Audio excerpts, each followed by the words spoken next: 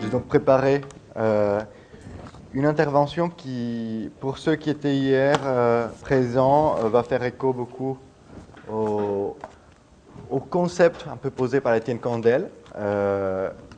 Étienne Candel, avec qui je travaille beaucoup, et qui développe, comme moi, une approche qu'on dit technosémiotique. Donc, ce qui me paraît intéressant, c'est de voir dans technosémiotique deux polarités, alors que la théorie qu'on a vue ici est à 3 niveaux. Donc, je me demande, comme question de départ, par rapport à votre tradition interprétative du numérique, dans quelle mesure, dans cette réduction à 2 termes, on appauvrit la montée en généralité ou en détail plutôt par rapport au numérique. Pour tout vous dire, donc, dans cette polarité technosémiotique, je pense que votre travail des cartes heuristiques peut nous être très utile au GRIPIC pour descendre un peu dans l'algorithme. Ça, pour l'état d'esprit général. Quant à la communication d'aujourd'hui, il va falloir que je surveille les temps, parce que je suis latin. Donc, je dispose de combien ? 40 minutes, ça va. L'écriture comme montage, donc question ouverte, un peu pour interroger la pertinence de ces mots, pour décrire celle qui serait la spécificité tant recherchée de l'écriture numérique, et un regard donc sur la poétique industrielle des écrans du web contemporain. Donc un mot sur cette communication, elle repose en large partie sur un travail de thèse que j'ai soutenu en décembre dernier sous la direction de Bruno Olivier. Donc pour ma thèse, les centres étaient la question de l'identité. Pas tant la question du numérique en soi, mais pour aujourd'hui, donc je vais un peu abandonner toute la problématique conceptuelle de l'identité pour me concentrer un peu plus sur l'écriture, sur les formes donc. Sachant que mon point de départ, comme je disais hier à Marianne peut-être, en fait, chaque chercheur a un opium, une motivation, et la mienne était toujours plus que celle de la technique, peut-être l'air du temps, donc quelque chose de plus diffus en général. Et c'est pour ça que j'illustre par exemple avec des couvertures de Time, d'où vient mon problème. Il vient d'une sensation d'époque. Qu'est-ce qui crée une époque? Donc hier on en a parlé aussi avec Bernard Stiegler, mais peut-être par mon appartenance générationnelle, l'époque libérée, je ne sais pas si c'est les mots, détachée d'une mystique de l'histoire en fait. Un problème un peu postmoderne au sens esthétique, de voir que les époques se pastichent, se parodient, qu'elles sont montées en épingle par des discours sociaux, à l'image donc de ces petits monstres gentils, merci pour la métaphore de tout à l'heure, auxquels nous sommes éduqués aussi. Donc, 2006, je travaillais sur la pornographie amateur à l'époque, et je voyais ces cultes, ces hymnes chantés au vous par la presse, et 2010, je voyais ces you remplacés dans la personne de l'année par donc les fondateurs de Facebook. Donc, une tension que je vais essayer de parcourir, d'illustrer, entre l'identitaire et l'industriel, entre l'expression proposée aux individus, promise aux individus, et la mise en place des disciplines productives. Donc, la même ambiguïté qu'on peut trouver entre auto-représentation, au sens de auto soi-même, et auto-délégation, donc une automatisation des procédures, hein, un choix restreint, et donc un effort d'interroger, un peu comme Étienne le disait hier, les formes de la médiation à l'écran pour essayer de caractériser un régime industrialisé de production scripturaire. Donc c'est ça un peu le but de cette intervention, pour laquelle j'aurai des illustrations diverses, et ça c'est le biais méthodologique des écrits d'écran, qu'on doit penser par éclat d'écran, par pixel. S'il n'y a pas de pixel, le sémiologue n'est pas content. Donc phénoménologiquement, comme vous le disiez tout à l'heure, il y a peut-être cet apport, et des exemples donc de capture d'écran issus du corpus MySpace, Facebook et YouTube, qui était le site emblématique au sein de ma thèse. Donc, quand on va parler de l'écriture, et là aussi, rôle politique du chercheur, on est dans des instances qui reproduisent des savoirs, si elles ne reproduisent pas aussi des fractures sociales à questionner. Il faut essayer de voir sur quoi produit-on le savoir. Là, le numérique, c'est assez flou comme catégorie, et il me semble que dans une optique d'écriture numérique, si on doit enseigner, on doit essayer de faire l'effort d'aller jusqu'au pixel, d'aller jusqu'à la discipline phénoménologique qui se met en place à l'écran. Mais il y a un problème paradoxal, c'est tout ce qui fait écran à l'écriture. C'est-à-dire qu'avant d'arriver à l'écriture, on est hanté par des tas de représentations sociales, des tas de formules discursives qui nous pensent peut-être à notre insu ou qui viennent naturellement parce que c'est notre manière de domestiquer des nouveaux construits phénoménologiques. Donc, ce qui fait écran à l'écriture, et je pense que nous sommes tous familiers, mais c'est intéressant de le voir d'un point de vue de l'enseignement, c'est le problème des discours d'escorte et des discours d'accompagnement. Donc, ces définitions Igor Babou a pu essayer de cerner cette catégorie des discours d'escorte, des discours tantôt promotionnels, tantôt médiatiques, tantôt scientifiques, et c'est ça qui est intéressant, qui tendent à prouver l'efficacité du numérique, l'efficacité sociale du numérique de manière un peu automatique, donc qui focalise, à mon sens, c'est comme une autoroute, une fourche qui se crée dans l'approche des écrans, soit une fascination pour la transformation sociale, soit une fascination pour les détails de l'écriture. Donc, c'est une autoroute qui se pose, et si on pense au discours d'escorte, on voit très vite un enthousiasme de l'époque pour affirmer une transformation sociale. Donc, des exemples tantôt euphoriques, tantôt dysphoriques, qu'on peut voir à l'écran.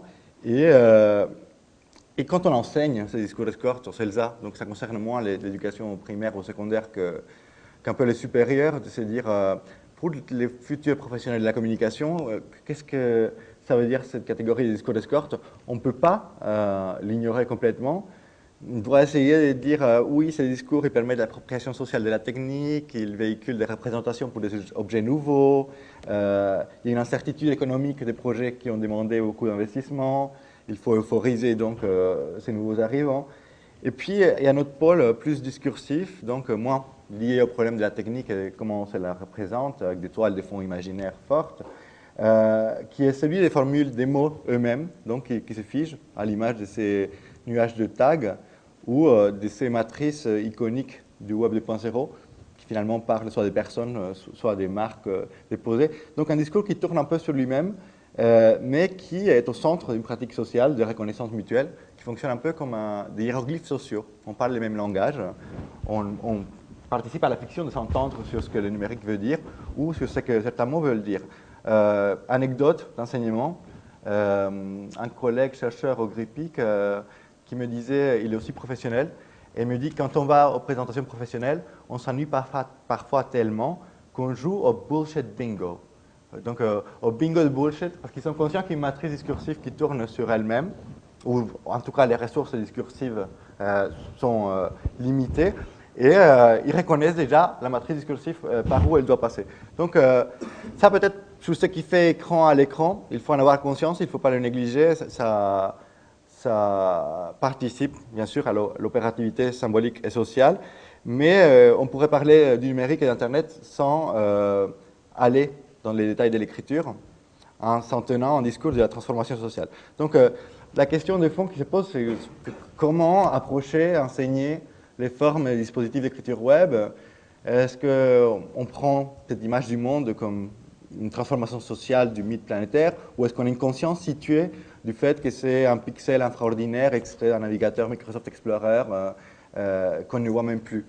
C'est les deux disjonctions. Est-ce qu'on veut accepter, croire, affirmer la transformation sociale, ou est-ce qu'on accepte le numérique comme une pratique d'écriture comme une autre, et on essaye de situer sa modalité d'apparition à l'écran. Donc, comme disait Étienne, et comme Victor a pu l'évoquer, les discours, les dispositifs d'écriture tiennent un discours sur eux-mêmes. Donc, on est déjà à l'écran, mais il faut peut-être discerner la présentation que les sites web font sur eux-mêmes, l'orientation qu'ils peuvent donner à leur écriture de ne pas être une pratique d'inscription, mais un service au sens marketing du terme, un service rendu. Donc, de transformer l'appréhension du dispositif moins par ce qui fait sens, le problème de l'écriture, mais par le bénéfice auquel on peut accéder. Donc, vous voyez bien l'imaginaire communautaire ou le contact ou les personnes, tout un planétarisme, tout un anthropomorphisme qui est déjà écrit à l'écran, donc il fait partie, mais qui mérite d'être interrogé dans un détail peut-être plus poussé. Essayez de lire entre les pixels, et c'est là où la théorie des écrits d'écran nous donne des ressources, à la fois contre, bien sûr, l'immatérialité, mais aussi contre les rhétoriques de la personnalisation, parce qu'on suppose que l'architecte est un standard, donc que la part du personnel, ou ce qu'on appelle personnalisation, est le fruit d'une négociation avec une norme, ou aussi la dimension du marché industriel des architectes qui est sous-jacent à ces dispositifs. Donc, et on fait ces préambules un peu sur l'état d'esprit du GRIPIC. Je ne sais pas, je n'ai même pas la prétention de les représenter, mais ça fait partie, bien sûr, de ma soupe génétique, comme dirait Barthes à l'égard de Gide. Donc, cette soupe génétique que j'ai bu me fait avoir cet héritage d'une sémiologie critique, simplement, à l'approche des écrans. Donc, c'était ça le préambule pour la posture. Et maintenant, je vais essayer de tester 3 regards pour essayer justement d'approcher les formes des dispositifs d'écriture du web ou les enseigner, c'est encore une autre question. Et voilà, je la soumets peut-être pour les débats après. Donc, dans une première approche, qui dit poétique, dit forme, il y a plusieurs entrées par lesquelles on peut désapprendre la pratique usuelle du numérique, essayer de voir ce que ça monte comme élément d'écriture. De manière assez conventionnelle, il me semble que le nom du site est lui-même porteur d'un sens qui est le sens socialement voulu par les concepteurs. Pour les sites que j'ai étudiés, on voit typiquement une isotopie sémantique entre des SEM qui renvoient à une appropriation personnelle et des SEM qui essaient de transporter les dispositifs dans ce qu'il n'est pas. Donc, il y a un tube cathodique ou un livre, est-ce que c'est un trombinoscope? Donc, un transport du numérique en dehors de ce qu'il est, qu'est-ce qu'il est? Comment arriver à dénoter? Il n'y a que la connotation qui surgit a priori, mais on doit concevoir, du moins, que le nom est à la fois une métaphore d'un programme de communication qu'on veut faire effectuer au sujet scripteur. Et par ailleurs, un autre statut, ce sont des marques déposées, donc des noms de trademarks déposés, donc un fonctionnement qui va entre l'écriture, la marque au sens distinctif et commercial du terme, et aussi ces mêmes noms qui se retrouvent dans l'URL comme une suite alphabétique qui identifie donc l'accès à la ressource documentaire. Donc ces statuts problématiques, il faut les situer. Il y a l'adage latin nomina omen, il y a un adage comme ça prophétique, mais on peut hésiter entre le programme métaphorique qui transporte l'écriture au-delà de la pratique matérielle située dans un programme imaginaire, un peu ce qu'on évoquait tout à l'heure avec l'illusion d'immédiateté, etc., par la métaphore, mais aussi la réalité commerciale des marques déposées, mais aussi la réalité vraiment technique de l'accès aux ressources. Et même donc un autre exercice possible pour commencer à appréhender l'écran, passer donc par l'URL, cette idée de syntaxe prescrite qui est là dans la norme, essayer de la lire, et je m'amuse beaucoup avec mes étudiants à essayer de lire. Donc on aurait le protocole de transfert hypertextuel, toile d'araignée mondiale, livre de visage commercial, profil et un numéro de sérialisation, d'assignation documentaire. Donc il y a une modalité du lire pour énoncer une réalité complètement infraordinaire, complètement occultée. Idéologiquement, peut-être c'est pas là où notre intérêt pour le numérique se focalise, mais on a déjà les programmes métaphoriques et aussi la dimension commerciale. Je demande souvent à mes étudiants, ok, on va essayer de lire, traduisons, oralisons l'URL, et .com, ils ne savent pas me dire que c'est commercial. C'est transparent. Alors que quand on dit livre de visage commercial, on peut avoir un petit frisson heuristique. Donc, ils me disent .com, c'est, je dis, alors .com, c'est quoi? Ils disent international. C'est intéressant. Donc, ça nous fait penser à la globalisation culturelle. Et donc, ça va donc jusqu'à une sérialisation de l'écriture, une infrastructure documentaire d'assignation, finalement, d'un nom à un numéro de profil. Donc une écriture sérialisée industriellement qui finalement renvoie peut-être à une distinction intéressante en termes de la pratique ordinaire. On pense par exemple au public adolescent, de voir que la personnalisation est ce que les Américains appellent une vanity. Donc, vanity plate, c'est quand vous renoncez à votre numéro sériel d'immatriculation de voiture et vous voulez afficher votre nom propre en le superposant sur cette réalité produite par un standard sériel. Donc, c'est un premier niveau de description de la forme qui prend peut-être le pôle le plus infraordinaire, comme dirait Emmanuel Souchier, et l'interprète pour le faire fonctionner en société. Donc, on voit bien qu'ici, il y a une affaire d'assignation des noms à des profils, des numéros qui opèrent la sérialisation.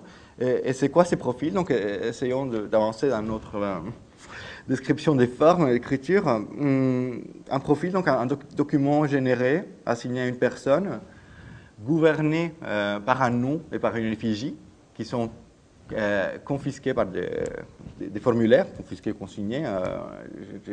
Mais en tout cas, ces deux unités qui représentent la personne constituent les noyaux problématiques du profil qui, morphologiquement, est un tableau. Donc, si on essaie de décrire la forme de l'écriture, c'est un tableau. Et là, il y a toute la tradition du Goody qui peut nous dire, quand vous écrivez un tableau, vous n'écrivez pas dans le vide, justement. La technologie de l'intellect fait que vous remplissez un tableau. Donc, c'est intéressant de voir. Et là, c'est moi qui interviens sur les images à renforcer un peu le gris du tableau parce qu'idéologiquement, justement, on adoucit les angles. Mais donc, le tableau, il a cette exigence d'ordre intrinsèque. Donc, il met un ordre des représentations. Et, comme dirait Foucault aussi, il impose une certaine discipline du même et de l'autre. Donc, il permet de situer en écriture une série de violences conventionnellement acceptées, on pourrait dire. D'un point de vue de l'identité, ce qui m'intéresse, c'est de voir qu'il transforme la question complexe de qui es-tu, qui sonne comme un oracle, mais qui es-tu, en remplissage d'un formulaire. Donc une tâche qu'on peut appréhender par discrétisation, et je ne sais pas si je l'emploie au même sens, mais en tout cas par le discernement des champs discrets d'écriture, on peut le dire comme ça, parce que j'ai l'impression que votre discrétisation va un peu plus loin dans l'algorithme, il faudra qu'on en discute. Mais donc une structure conventionnelle qui procède d'une poétique à minima, et ça me fascine dans le numérique, c'est si j'imagine une poétique à minima du numérique, il y aurait des champs de saisie textuelle avec un signe passeur de soumission. Et cette soumission-là, je la laisse ouverte à l'écoute, et des signes passeurs, donc à sémiotiser d'une certaine manière. Donc ça produit ce qu'on appelle un profil, un tableau qui consigne différents marqueurs identitaires, et c'est là où je pense à l'écriture ou comme montage, ça fait tenir ensemble, ça met en contexte, c'est notre définition d'écriture dans Lire, écrire, réécrire de Souchier, Jeanneret et Le Marec, cette idée d'une mise en contexte, opérer une mise en contexte, faire tenir ensemble donc une série de marqueurs hétérogènes sous la forme d'un tableau. Donc ça, l'ordinateur sait le faire. L'ordinateur produit de l'ordre, naturellement. Il stocke, il reproduit. Et il reproduit en faisant tenir ça autour d'un nom et d'une effigie déposée par les utilisateurs. Donc de cette poétique à minima, des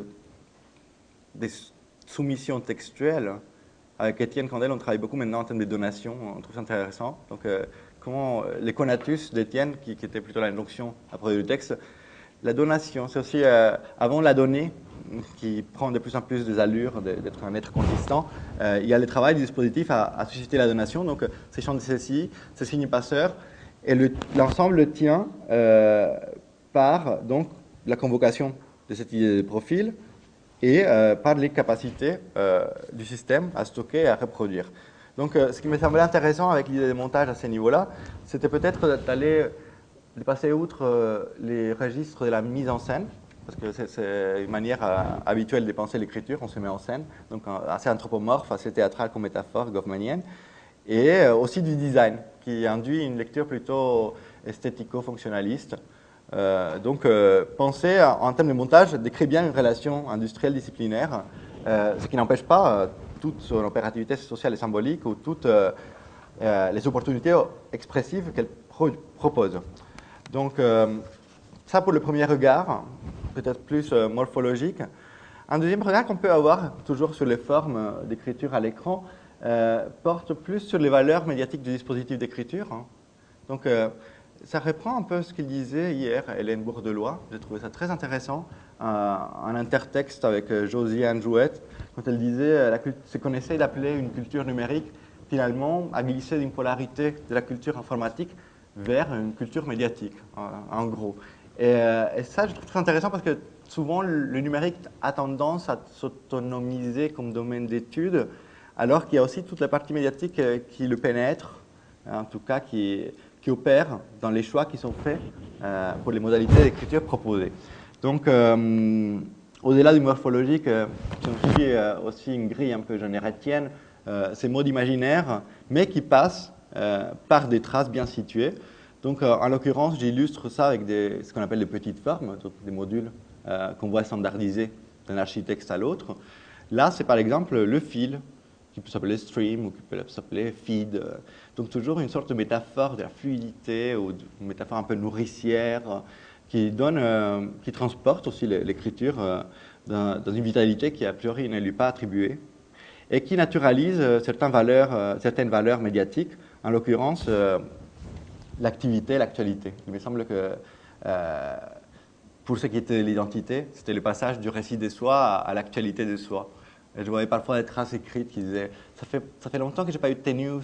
Je disais « mais je ne suis pas CNN ».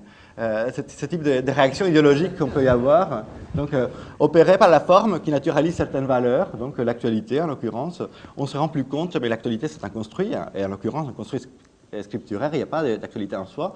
Quand on étudie l'histoire de la presse, il a fallu que l'actualité soit connotée par le gros titre ou par la dernière minute ou par le jingle qui fait flash en direct à la télé. Donc l'actualité est un construit social et là ça se naturalise. Donc intéressant de penser qu'un point de vue informatique, l'ordinateur, le computer sait compter et à la base c'est comptage du temps qui est le premier geste qu'un ordi nous demande de synchroniser entre une heure, etc.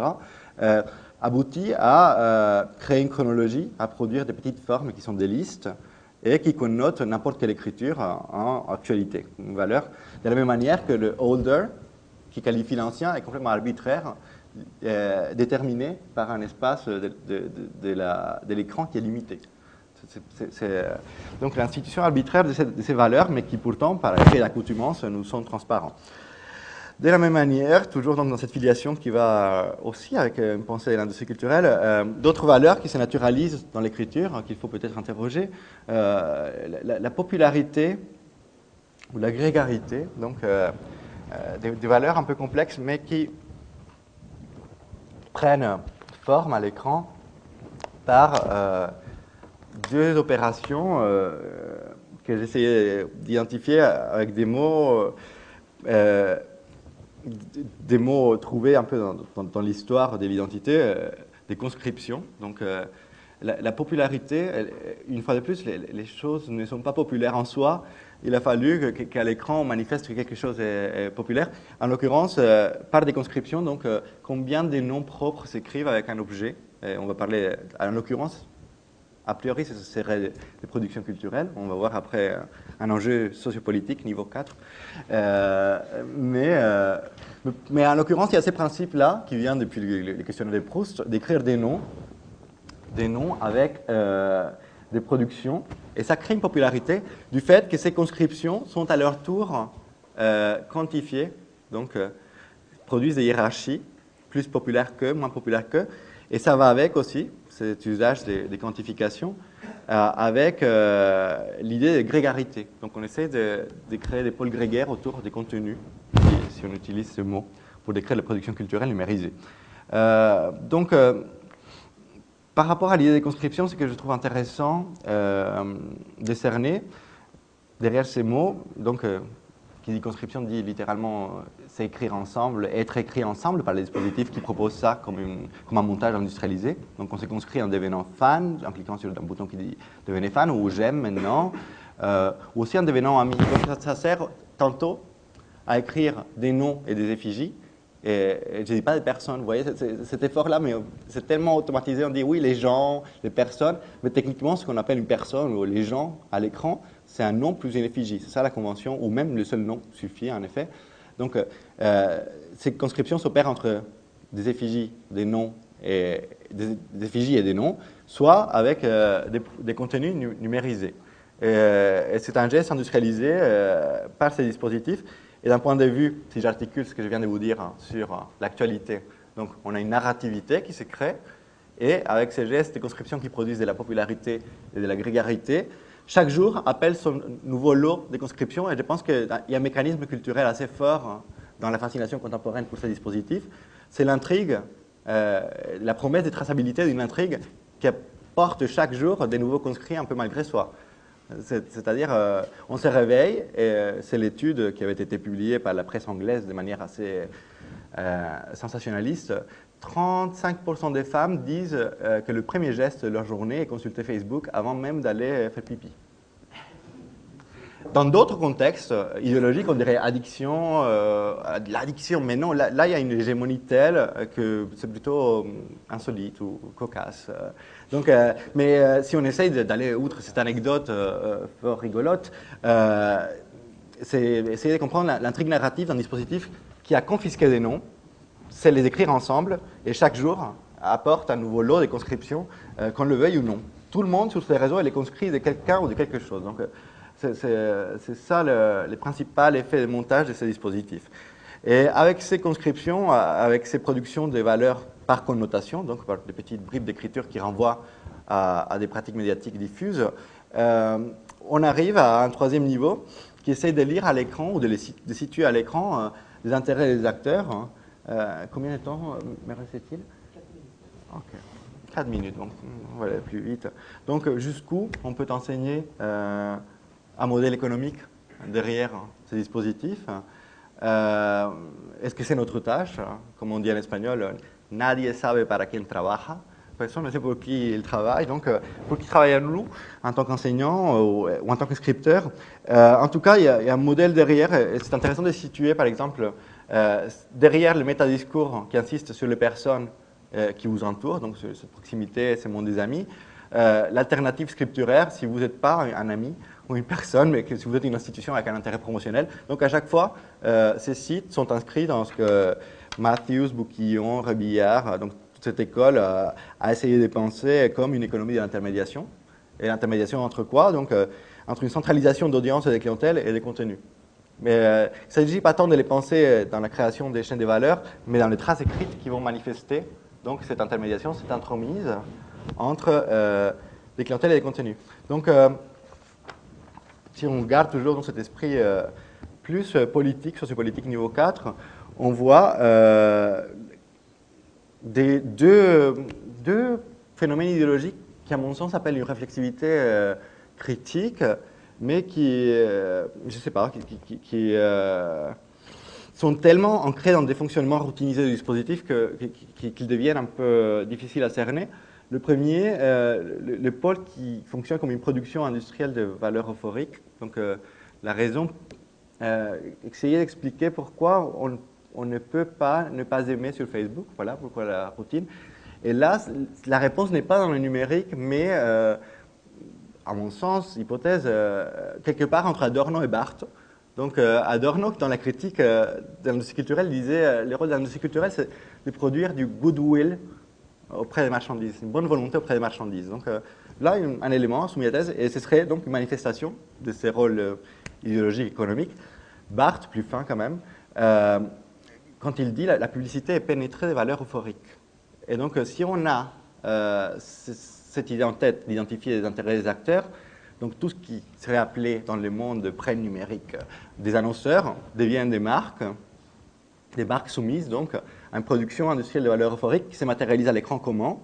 Par la production d'énoncés autogénérés où il y a un chiffre et l'énoncé des personnes aiment ça, personne en parle, donc une traçabilité des conscriptions qui, et c'est là où peut-être l'enseignement a quelque chose à voir, suppose une lecture différente, une autre logique sociale qui vient interpréter ces données, à savoir celle des professionnels de la communication, qui vont lire ça d'une manière différente, pas le même niveau peut-être qu'on peut faire une distinction entre monde vécu, un effet assez désintéressé vis-à-vis du dispositif, et rationalité instrumentale. Savoir que donc ces écrits ont des régimes d'interprétation divers en fonction des acteurs qui les interprètent.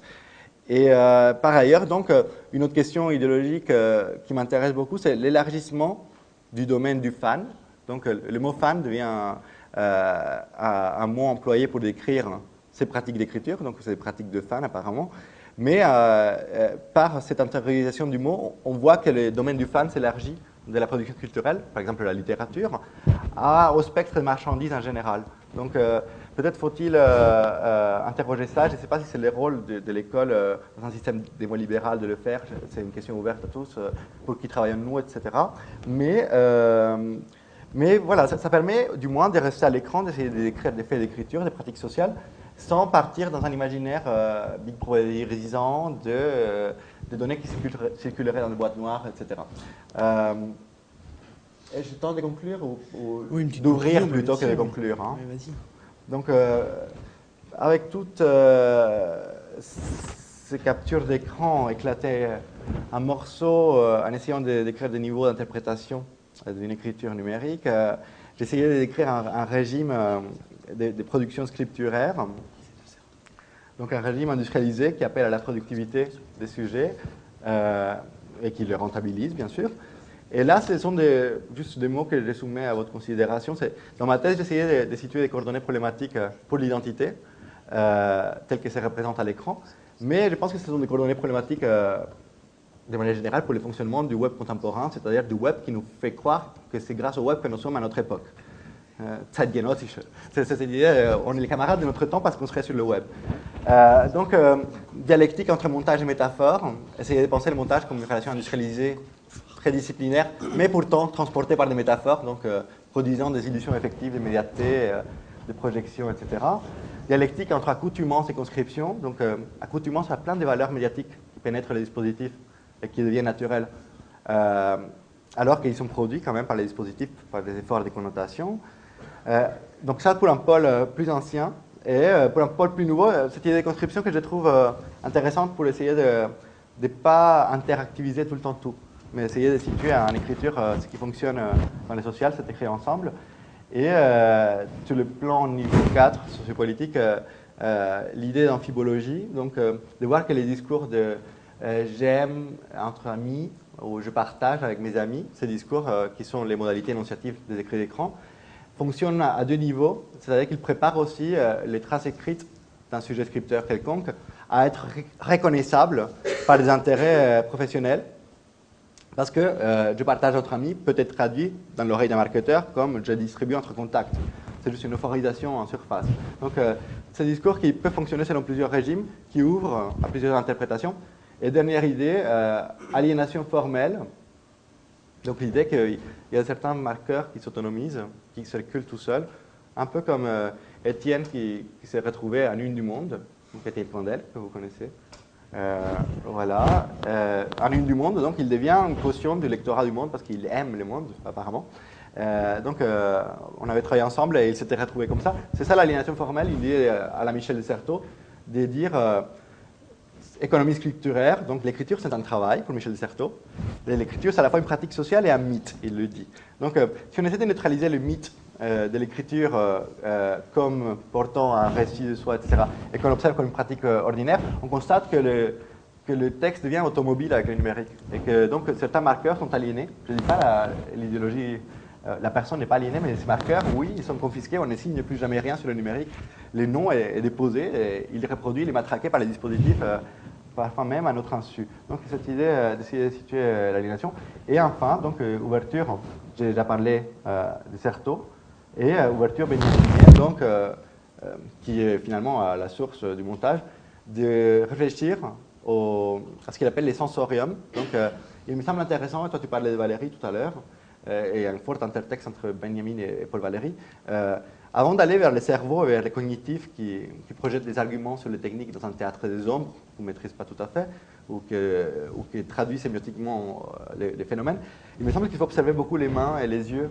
En effet, il y a un apprentissage du sensorium qui est dressé par la technique à certains gestes, les mots de passe saisis pour entrer à Facebook comme ça, par cœur, ou les yeux qui savent regarder où il y a des notifications dans l'écrit d'écran.